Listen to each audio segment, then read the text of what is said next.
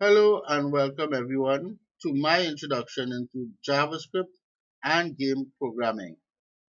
My name is Richard Timal and I am the owner and CEO of a software company called Timal Tech, where I am a full stack developer with over 10 years experience creating games and software applications for desktop, web and mobile platforms.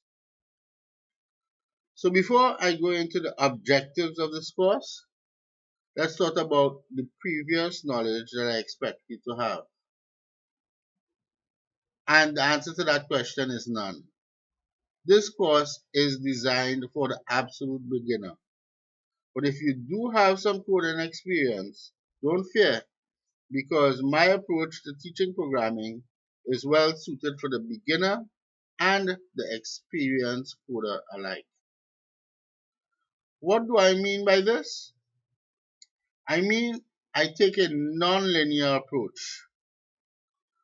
We will not be learning HTML, for example, for the first three lectures before going to CSS and JavaScript, etc. Rather, we will be touching on each of the main topics during every lecture, expanding your knowledge base incrementally as needed to accomplish given tasks and practicals within a session. I have found, as some of you can testify, that learning any language can be daunting because focus is on the concepts without or severely lacking engaging and practical applications of them. Thus, we will be breaking away from that mold and adopting a hands-on approach during this course. My philosophy of instruction with regard to tech has been and continues to be driven by a desired outcome. Thus, when a task is given and the required outcome is clear, we must then identify the skills and tools that we require to achieve the goal. This top-down approach, so to speak, as you will soon deliver, will allow us to save time, avoid boredom, and prevent you having blockages. As we go through the program, despite my explanation sometimes, you may be presented with a concept, a block of code, or terminology which you do not fully understand. This is normal. Let me repeat that. This is normal, even for me.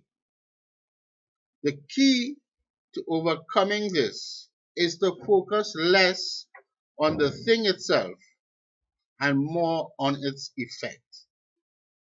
Once you can see it in action and know exactly what it does and how to apply it, you are well on the way to demystifying and understanding it.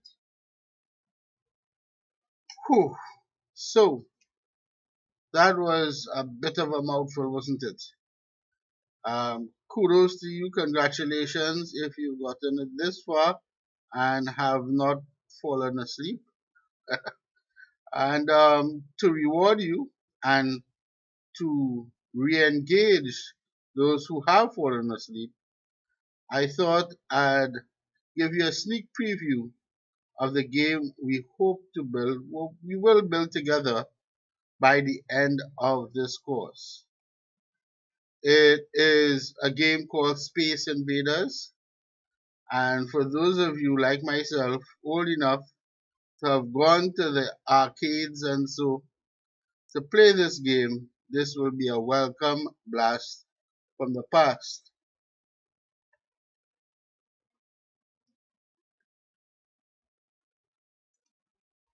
Et voila! Here it is, Space Invaders, just as some of you remember it. Alright, granted there is no music or audio, but we can in time modify and add audio at a later time. But this essentially is going to be our final project that we'll be working on throughout the course. Alright, some elements I can show you quickly. There's a score counter, there are enemies, there are ships and targets. You can move your player, which is the spaceship, along the X axis, which is side to side, and you can fire missiles using the space bar. It's a pretty simple yet powerful example of what you can accomplish with Phaser.js and your knowledge of JavaScript. And now let's go ahead and start setting up your environment and begin writing code. So in this first part, we're going to be setting up your environment, getting the correct tools that are needed for the course, and so forth. So the first thing is we need to get two programs. They're free and they're open source, so that you don't have to worry about that. We're going to go and get them, install them, and then we're going to use the package manager of Node.js to install a live server within your VS Code program and in a folder. So it will serve all the pages from that folder. So without further ado, let's go ahead and accomplish those tasks. So rather than pasting any sort of URL for you to copy and type in the address bar, all you need to do is go search for Google search for download VS Code. First result that pops up, you click that. This is the page that you will see at the time of this recording anyway. And we will choose your operating system. If you're on a Mac, you'll be using Mac. And if you're on a Windows, you'll be using Windows. If you are also running a distribution of Linux, you can also choose the corresponding version here to download. I'm on a Windows, and this course will be taught on a Windows, so if you have access to a Windows machine, it will be in your benefit to use that for this course. And we click here, and honestly, all we need to do is download the executable, save it, and run it. I'm not going to go through how to do that, as it is pretty straightforward. We'll also need, after that is done and you finish installing your code, VS Code, then we do basically the same process for Node.js. I did a search Node.js, no space. The first result I chose, open in a new tab, and I am using Windows, so I am going to click on the Windows installer. You will be also given a file that you're downloading. It's not an executable, but a installer, Microsoft installer file. You save it, and wherever you save it, you run it. Install Node.js. Wait for it to finish, and you're pretty much good to go. As I said before, I'm not going to go through that. It's pretty straightforward. If you are having any difficulties, talk to me after class and we will go through it. But this installation is pretty straightforward. If you have installed any games or any sort of software on your system yourself, you would be well familiar with this process. So okay, after those two have been installed, we need to simply do something like this.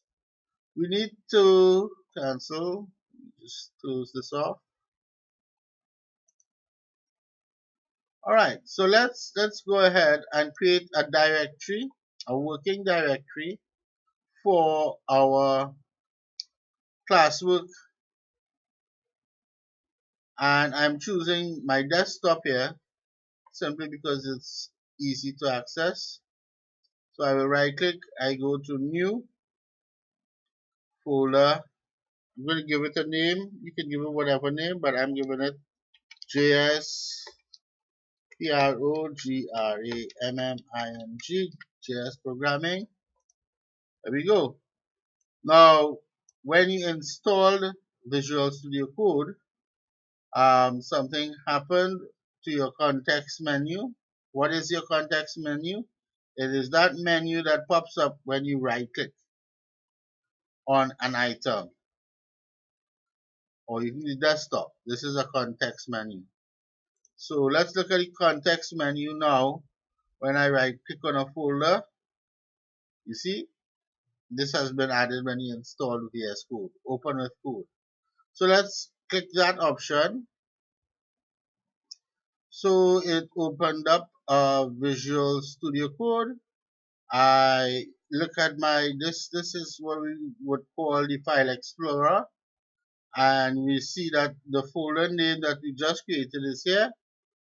It is a tree, but it has nothing in it now because it was an empty folder. We just created an empty folder. But this pane here is where you will find all your files that we will be working with.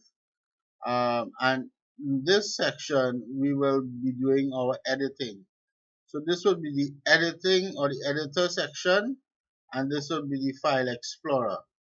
As we go along, we will learn more of the other features, but for now, be content in knowing that this is where you will store and see your files, and this is where you will edit those files. All right. Another important pane or panel that we'll be using, because we are using Node and we're using a live server, is your terminal panel. So to open your terminal panel, you press, you see here, toggle terminal, control, and the back tick or the tilde button. Now the tilde button on most standard keyboards are located at the left of the number bar. So where you see your number 1, to the left of that you will see the tilde or backtick button. It should be under, directly under your escape button. So let's go ahead and open it up. I hold down Control and I tap the tilde button once. Now, when you first launch it, you may or may not see command. I want you to ensure that you have command instead of PowerShell. If you see PowerShell, I want you to do this. Right, come down here and say, and click on select default shell. And here you'll be given an option or default shell. We wanted to set it as command prompt. Now it will not change anything, but the next command window or next terminal you create will be a command window. This is important because of a slight bug with PowerShell and NPM. But that's not for you to worry about at this point. So, great. Notice your command prompt. This is what is called a command line. This is the path to this folder that we are on. It is on the C drive in the users folder. For me, my username is admin, so it's admin. For you, it might be different. And also for me, I have a OneDrive folder. For you, it may also be different. Desktop, and the folder is JS Programming. Great. First things first, Let's check and verify that Node is installed. How do you do that? We type in node dash dash dash dash version, and you can observe here we have a version 12.18.2, which means that it is installed. If it were not installed, I would get an error here. Let's do the same now for npm dash dash version. Success again. We see that the version number is 6.14.5. If your numbers differ from mine, don't worry about it. You just want to verify that it is installed. So if it is installed, you will get a number, and if it's not, you will get an error. Since I have two numbers, I am good to go. I like to clear my workspace after I type in a few commands, so I'll go ahead and do that by typing CLS, enter. Alright, next thing we're going to do is install the live server. The live server will allow us to serve HTML pages from our local machine as though it were a web server. So just as you were typing www.google.com, you will type in the address bar the IP address of your local server, which is called the loopback IP, but we'll get to that presently soon. So okay, let's go ahead and install the live server. Npm install. So this is generally the form you will use when using your Node package manager to install a feature or component. Npm install. We will say G because we want it to be installed globally. What does that mean? If I have other users in this machine, I want them to have access to what I'm installing, which is the live server. So npm install G, and it's going to cause, and we'll type in what we want to install, live dash server. I press enter. Alright, first, don't panic. This is perfectly normal. These are just simple warnings. If it's installed properly, you will get back your command prompt where you were. You see here, it's live server version 1.2.1 updated one package. Great. So our live server has now been installed. Again, I like to keep a clean workspace after installing something and running commands. So I will go ahead with CLS one more time. So we know that our live server is up and running, but what does it do again? It serves web pages. All we have is an empty folder right now. So let us create our first simple, very, very simple web page to test our server out before we get to more complex things later. So let's go ahead and create a new file, and we'll call that index.html. Now that file, because it's named index.html, is basically what we call in the business the landing page. Your web server will serve that above all the other pages first. So if I had an index page, an about page, a contact us page, etc., etc., your index page will always be served first. So this is the one it will always serve first. Alright, let's write some basic HTML. Now HTML is very simple to do. Once you're using Visual Code, right out of the box, you have certain code hinting tools that are available to you. Once it recognizes the file name is a .html. So we said index.html.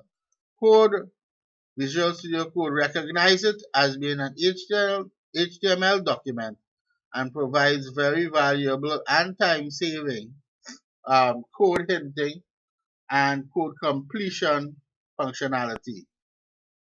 For example, all I have to type in is HTML and enter. And look what happens. It creates for me an HTML open and HTML close tags. So just quickly, we will go over this again, but this is an HTML tag. So a tag is basically part of the HTML or hypertext markup language. And how do we identify them?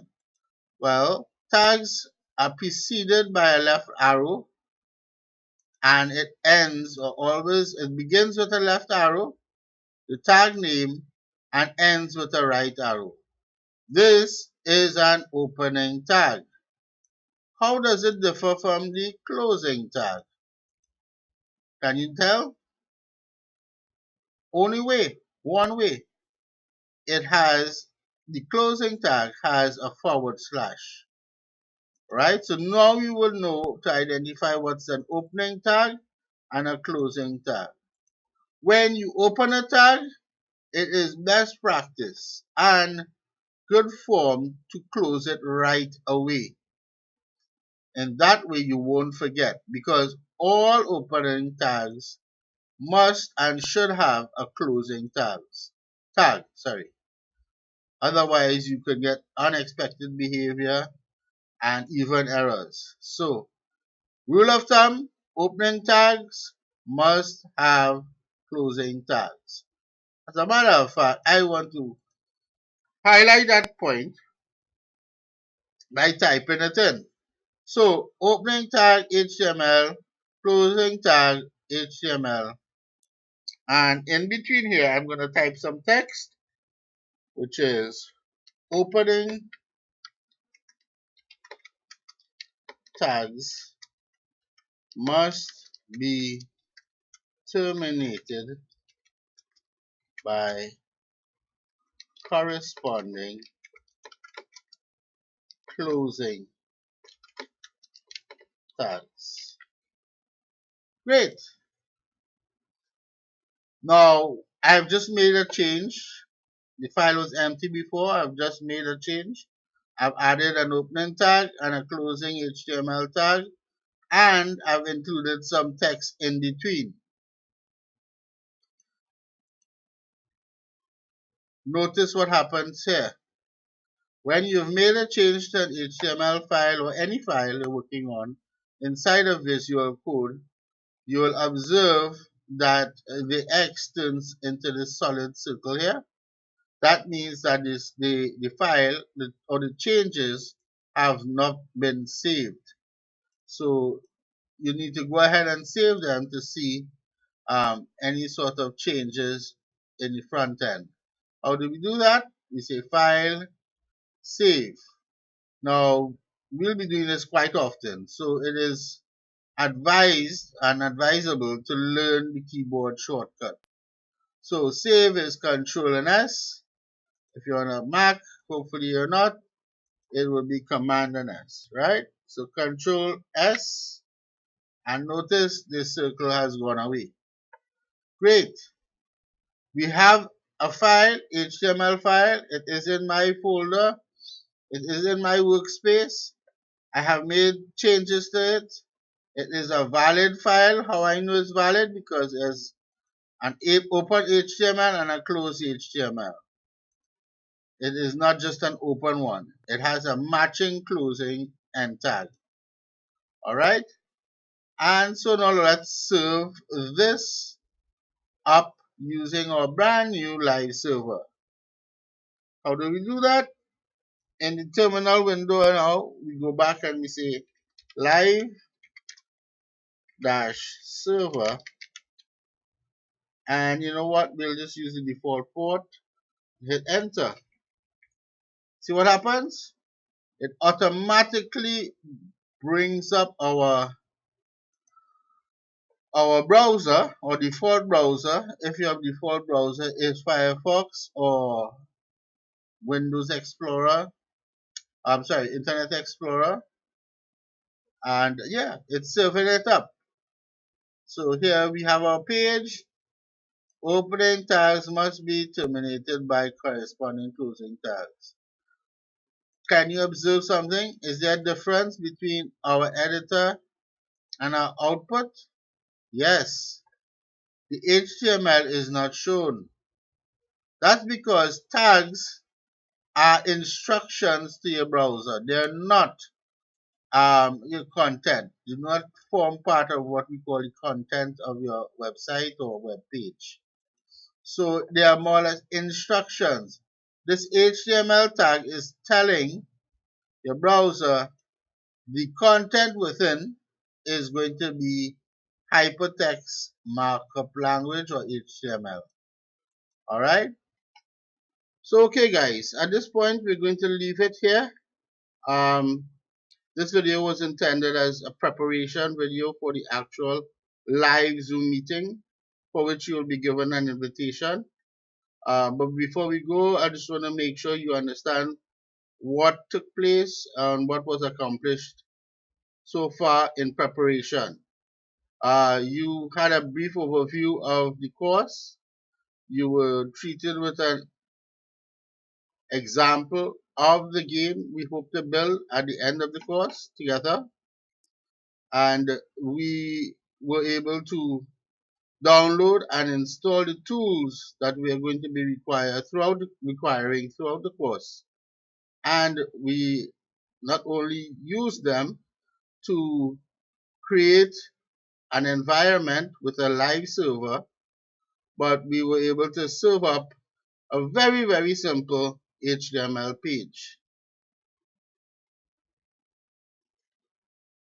Okay, I will say my farewell to you as we are prepared now for our live Zoom meeting at a date and time to be announced.